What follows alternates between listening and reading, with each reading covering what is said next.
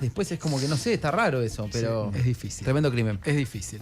Bueno, vamos a meternos con la actualidad porque comentábamos al principio en los títulos, hoy el grupo terrorista Hamás devolvió 20 rehenes vivos y 4 muertos a Israel. Fue una jornada muy larga que comenzó a nuestra madrugada y que culminó de alguna manera con la presentación del plan de paz en una cumbre en Egipto con Donald Trump y buena parte de líderes importantes mundiales, terminando de ser como garantes de este proceso de paz que se inicia, no sabemos exactamente con qué alcance. Estamos hablando con Kevin Ari Levin, sociólogo, especialista en Medio Oriente, uno de los tipos que más sabe del conflicto en Medio Oriente y que seguramente viste y escuchaste mucho en los 2 últimos años, porque conoce de cerca, vivió en Israel, estudió en Estados Unidos, con miradas críticas hacia Israel en muchos casos, hacia el gobierno de Netanyahu, y también con posturas obviamente muy críticas al grupo terrorista Hamás. ¿Qué significó lo que pasó hoy? Lo que pasó hoy fue fuerte en primer lugar. Muchos lo están describiendo allá como un respiro necesario para los gazatíes que pueden volver a sus casas, donde hay una liberación de prisioneros que en muchos casos alivia, más allá de que muchos fueron deportados, de hecho no volvieron a Gaza, algunos fueron a Cisjordania, el otro territorio donde viven los palestinos. Fue un alivio necesario para la sociedad israelí, donde el tema de los rehenes se convirtió en un tema central en los últimos 2 años. Pero fuera de eso es también un gran interrogante de cara al futuro, porque lo que Trump vende como un acuerdo de paz está todavía lejos de serlo. Y en realidad lo que las 2 partes plantean que se firmó no es lo mismo. Lo que Hamás dice básicamente es que esto fue una victoria, que consiguieron una retirada parcial israelí, que esto les va a permitir reorganizarse y que no van a entregar las armas. Israel dice que esto fue una victoria porque consiguieron la liberación de los rehenes, que van hacia la destrucción de Hamás y que si es necesario se va a volver al combate. Y lo que están planteando las 2 partes no es posible a la vez. Entonces hay que ver quién tiene razón, o tal vez los 2 están equivocados, pero este es un acuerdo que salió muy a las apuradas. El miércoles a la noche se decía que todavía estaba lejos y el jueves a la madrugada se anunció como cerrado. Pero la realidad es que fuera de esta primera fase no hay nada cerrado. Hay preguntas muy grandes sobre cómo se sigue a partir de acá. ¿Qué significó, cómo se vivió, y sé que vos tenemos amigos en Israel, cómo se vivió allá la liberación de los rehenes? ¿Se vivió como alivio, se vivió como un triunfo, más allá de lo que dice la política? A ver, estamos ante una sociedad como el israelí que está lejos de ser un monolito. Hay muchos israelíes distintos dentro de Israel. La realidad es que la mayoría de la población parece haber visto la liberación como una experiencia de mucho alivio. Los rehenes se convirtieron en figuras conocidas. Sabemos sus historias familiares, allá las conocen muy bien. Sus familiares se convirtieron, en algunos casos, en parte de las voces más críticas hacia el gobierno. Esto se empalmó con una sociedad que ya antes de la guerra venía muy polarizada, y que la guerra se enganchó con esa polarización y de alguna forma los familiares se convirtieron en un actor político de peso. Y había mucha ansiedad también con respecto a cómo era el estado en el que iban a volver, cuáles eran las condiciones del cautiverio, que de repente se empieza a conocer información. Pero también hay muchas preguntas sobre el futuro. No es solamente el tema de los rehenes, sino también una guerra que, por supuesto, numéricamente no hay comparación, pero que del lado israelí ya se cobró unas 1000 vidas, que todas las semanas hay una historia de algún suicidio de soldados, y que también viene generando un desgaste humano, económico, político en todo sentido, con la esperanza de que esto termine. Ni hablar también del lado gazatí. Pero en realidad, pero también hay quienes piensan que cualquier fin de la guerra que no termine en la destrucción de Hamás es solo sentar las condiciones para una futura guerra. Y esto también genera preocupación. Y hay parte de la población que está enfocada en esa preocupación, en la idea de que este no es un final adecuado para la guerra. De hecho, en el discurso que vimos hoy de Trump en el Parlamento israelí, donde se lo ovacionó, hubo diputados que boicotearon ese discurso entendiendo que esta no es una imagen de victoria y que no hay nada que celebrar. En un momento de la jornada de hoy, después de que liberaron a los 20 secuestrados vivos, se esperaba que haya una liberación masiva de aquellos secuestrados que ya están muertos y que tienen que entregar los cuerpos a sus familiares. Sí. En un momento empezó a circular la noticia, que finalmente se confirmó, de que solamente iban a liberar a 4 o que iban a entregar más que liberar, ¿no? Que iban a entregar a 4 de los 18 que 28. quedan. 28 que quedan. ¿Qué pasó en el medio? O sea, eso es un incumplimiento. Sí, es una violación del acuerdo. Se sabía que no todos iban a volver hoy. En parte, Hamás dice que hay unos 9 cuerpos que no sabe dónde están, que era algo que ya hace tiempo se entendía que era un riesgo. Pero se esperaba una liberación de algo así como 19 rehenes, entendiendo que el resto sí eran ubicables y que de hecho Hamás tuvo unos días para desenterrarlos, ubicarlos.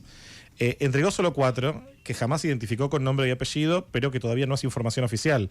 Están en este momento en el Instituto de Medicina Forense de Israel, donde intentan confirmar la identidad. Recuerden que cuando Hamás entregó el cuerpo de Shiri Vivas, la mamá de los pelirrojos, que la imagen circuló por el mundo, no era el cuerpo correcto. Hubo que devolverlo. Era probablemente el cuerpo de una mujer gazatí, no quedó muy claro. Y finalmente entregaron el cuerpo correcto. Entonces, por ahora no están anunciando nada oficial. Y los familiares de los rehenes están diciendo que Hamás ya empezó violando el acuerdo. Ahora puede pasar varias cosas. Puede ser un problema logístico. Hasta ahora no hay una respuesta oficial del lado de Hamás. Y puede ser también, y esto es lo que un poco me temo, es que como ahora empiezan las negociaciones por la fase 2 del acuerdo, los cuerpos de los rehenes, ahora que se obligó a Hamás a entregar los rehenes vivos, es una de las pocas cartas de negociación que le quedaron a la organización. Y que tal vez eso se está usando para presionar a Israel para efectivizar la segunda etapa de la retirada, negociar algo que queda como una pregunta muy grande, que es de qué forma y en qué medida Hamás va a entregar las armas, que es algo que también está indicado en el acuerdo. A ver, te interrumpo un segundo, porque hablamos hoy a la mañana y a mí me cuesta entender esta negociación. La entendía como una negociación más amplia, un poco más cerrada. ¿Qué es lo que queda abierto para esta segunda fase y cuándo arranca esta segunda fase? Ya, se supone que mañana mismo arranca la negociación con los mismos actores, Estados Unidos, Egipto, Turquía, Qatar, que participaron en la primera firma. Lo que tuvimos hasta ahora es una retirada parcial israelí. Israel se queda... ¿Parcial qué sería? 53% de la franja de Gaza hoy en día tiene presencia israelí, en teoría. Bien. Hay unas líneas que publicó la Casa Blanca, que tiene una línea amarilla, una línea roja y una última línea. Se supone que la fase 2 lleva a Israel de la línea amarilla, que es a donde se replegó en los últimos días, a la línea roja, y que finalmente se retira, quedándose solamente en un perímetro de seguridad. Eso es el principal compromiso del lado israelí, y un compromiso de no volver a ocupar, ni intentar anexar, ni volver a territorios... Pero eso ya está firmado. Eso ya empezó a producirse, sí, eso está firmado. O sea que ahí no hay nada que negociar. ¿No? Y la entrega de los rehenes del otro lado. Ese es el compromiso concreto. Claro. Ahora, ¿qué es lo que queda como muy abierto? Primero que el acuerdo base dice que Hamás tienen que entregar las armas.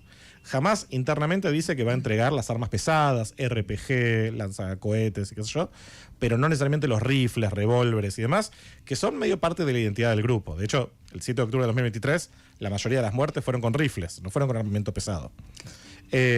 Otro tema que queda súper abierto es que el acuerdo contempla que cuando Hamás entregue el poder de la Franja de Gaza y sus líderes que quieren van a recibir amnistías a cambio de dejar las armas, se va a crear una especie de administración temporal de la Franja de Gaza.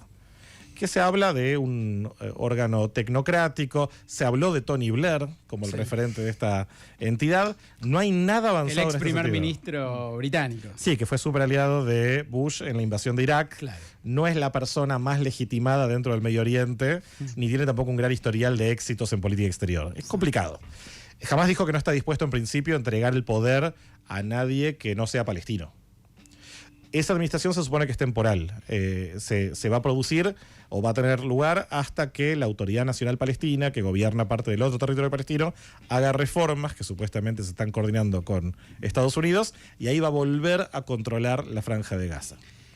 Perdón, una pregunta más. ¿Alguna vez en la historia funcionó este tipo de administraciones tecnocráticas externas para gobernar algún tipo de lugar del cual no tenés nada que ver? En principio parece algo muy anacrónico. Hubo arreglos similares cuando terminó la Primera Guerra Mundial, la estructura de mandatos de la Sociedad de las Naciones. Como fue el mandato británico sobre Palestina. Exactamente, fue como empezó este problema. Como empezó, claro. Volvemos a una estructura que parece ser medio colonial, pero que obedece a un problema básico, que es que Israel pone de objetivo de mínima que jamás no continúe con el control de la Franja de Gaza. Claro. Y está claro que nadie quiere que Israel tenga el control directo sobre la Franja de Gaza. Entonces, en el lugar de eso, y en vez de darle el poder a la Autoridad Nacional Palestina, que el actual gobierno israelí ve como una amenaza a su seguridad y no un aliado, a diferencia de gobiernos anteriores, entonces se crea esto, pero que existe solo como una idea, ni siquiera una idea en papel, porque el papel tampoco dice demasiado. Entonces, esos son los dos principales interrogantes. ¿Cómo se va a coordinar la entrega de armas y en qué forma? Y ¿qué entidad va a existir para gobernar la vida de las 2.300.000 personas que viven en la Franja de Gaza? Y un tercer interrogante también muy grande es que el acuerdo no ofrece un cronograma ni demasiados detalles sobre cómo se va a retirar Israel del territorio. Eso te iba a preguntar, en general, con todas estas cuestiones pendientes, si hay algún tipo de horizonte temporal, esquema de fechas, plazos, o en esta negociación que decías que se abre a partir de mañana, que se pueda prever a partir de ese acuerdo o de lo que se esté negociando de esos temas. Debería haber. Ahora, hay un riesgo real en este acuerdo, que es que había mucha expectativa puesta en la fase 1. Hay que ver si ahora que tiene una foto de victoria, que tiene una ovación en el Parlamento israelí, que tiene una nominación al Premio Nobel y que tiene la liberación de los rehenes, si Trump va a continuar con el interés para ejercer la presión necesaria para que pasemos a la fase 2. Y si eso no pasa, podemos llegar a tener una solución híbrida, donde Israel se quede indefinidamente sobre parte del territorio de Gaza, jamás no se desarme, la Franja de Gaza se vuelva Somalia, un territorio ingobernable, y en realidad no solucionemos ninguno de los problemas de base que llevó a esta guerra hace 2 años. Y esto es una realidad que no hay que descartar hoy en día, pero que va a depender en buena medida en la presión que ejerzan sobre Israel y sobre Hamás, Estados Unidos y varios países de la región que fueron parte de este acuerdo. Y la cumbre de hoy en Egipto tiene que ver con eso, con un compromiso de avanzar en este proceso que teóricamente podría llevar hasta la creación de un Estado palestino que conviva lado a lado con Israel. Pero hasta que lleguemos ahí, falta muchísimo, hay muchos condicionantes y difícilmente ocurra bajo el actual gobierno israelí. Bueno, yo estaba pensando, recién hablabas del rol de Estados Unidos, ¿qué pasó con el resto de los países que en el último tiempo se habían mostrado distantes o presionando a la inversa a Israel para, no sé si que cesara, pero no de tanto apoyo a su interacción buscando que ande un fin al conflicto en ese sentido? O sea, Estados Unidos intervino, ¿qué rol tuvieron el resto de los países que habían estado más distantes en el último tiempo? Sí, hay varios factores que jugaron un rol, me parece, en llegar a este momento. Primero, que Europa se volvió muy crítica sobre el accionar israelí en Gaza, lo que entendían como excesos o incluso fortalecido también por afirmaciones de los propios dirigentes israelíes que sustentaban denuncias de limpieza étnica, incluso de genocidio, la iniciativa francesa y saudí de reconocer unilateralmente un Estado palestino, incluso si no hay un arreglo diplomático con Israel. Todo eso ejerce un rol. Dentro de Estados Unidos, yo creo que Trump también vio que la propia base republicana, que siempre fue en los últimos años mucho más pro-Israel que los demócratas, que ya son directamente muy críticos de Israel y particularmente de Netanyahu, eso se estaba convirtiendo en un problema político. Y creo que no hay que ignorar lo que pasó el último mes. Israel atacó a Hamás en territorio catarí. Qatar, que es uno de los pilares de la política exterior de Trump, y un país que también tiene una comunidad de intereses económicos con Estados Unidos y con la familia Trump en particular. Y eso parece haber cruzado una línea roja que llevó a la necesidad de empezar a condicionar, limitar el apoyo de Estados Unidos a Israel, que fue lo que permitió que la guerra durara tanto. Sin ese apoyo económico, sin esa entrega de armamentos, Israel no podría haber continuado la guerra como lo hizo. Pero aparte tenés otros países como Alemania, que también son proveedores militares para Israel, que también empezaron a ejercer una crítica muy fuerte. Y todo eso llevó a lo que por primera vez vemos, que es decirle a Netanyahu que la guerra tiene que terminar, incluso si es en términos que a su propia base electoral y a sus propios aliados les va a resultar antipático. Incluso se implica la posibilidad tal vez remota de dejar a Hamás vivo. Y esto es algo que Netanyahu siempre dijo, esto no va a suceder. La guerra termina sí o sí con la victoria total sobre Hamás. Kevin, tenemos que cerrar. Primero queríamos que muestres tu campera. Si podés. ¿Querés que la modele? Modelala. Esta campera, hubo un acto masivo el sábado en la plaza. No, pará, fíjate ahí que no se ve. Ahí va. Sacate el micrófono. Now, que ya no es tan relevante. Sí, ahí va. Poca televisión. Y del otro lado está en hebreo, dice el foro Dice Foro de Familiares de Secuestrados y Desaparecidos. Esta campera se vende en la Plaza de los Secuestrados, ahora hay que ver cómo la van a renombrar, que se convirtió en los últimos 2 años en el centro de las manifestaciones por el fin de la guerra, por la vuelta de los rehenes, y con un discurso muy crítico del gobierno. En esa misma plaza, el sábado se juntaron 400.000 personas y abuchearon a Netanyahu. Siempre hablas como especialista, como teórico, más allá de que tenés tu pertenencia. ¿Qué sentís hoy? Yo estoy muy emocionado por lo que pasó en la madrugada, también estoy muy cansado porque no dormí.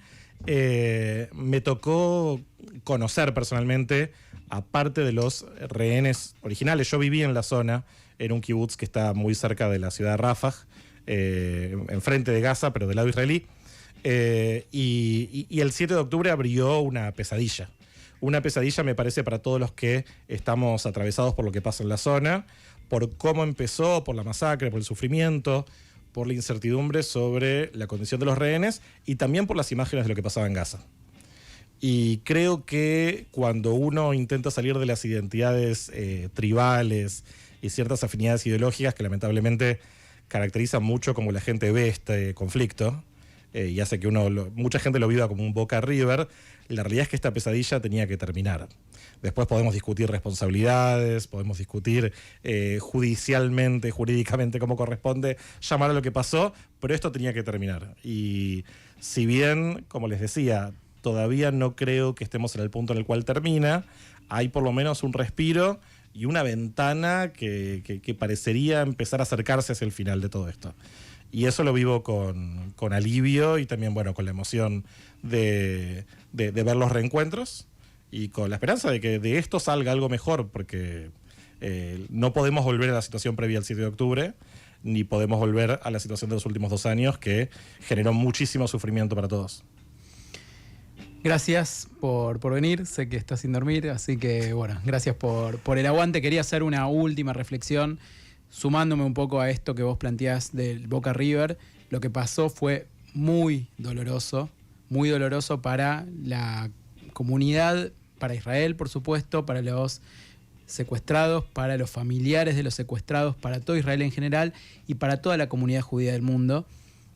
Sabemos, obviamente, que también están pasando y pasaron cosas en Gaza, que fue muy difícil, que hubo muchos muertos también de ese lado. Y esto, como decía Kevin, tiene que terminar.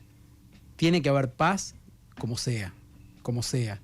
Las negociaciones y el diálogo tienen que estar a pesar de toda la violencia que se vivió en estos 2 últimos años, de un lado y del otro.